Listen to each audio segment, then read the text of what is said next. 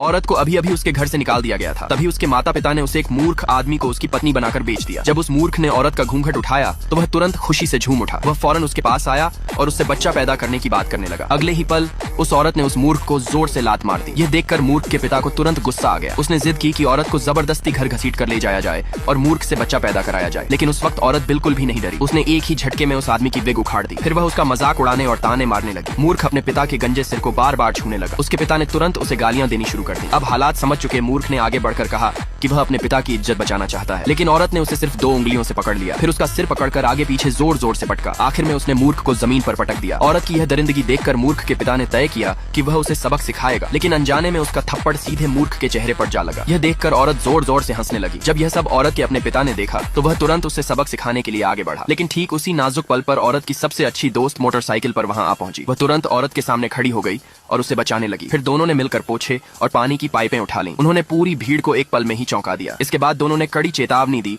कि अगर किसी ने भी कुछ किया तो सबको जेल भिजवा दिया जाएगा। ये कहकर वे दोनों हाथों में हाथ डालकर वहां से चली गईं। अगर आगे क्या होता है जानना चाहते हो तो मेरे चैनल को सब्सक्राइब जरूर करो।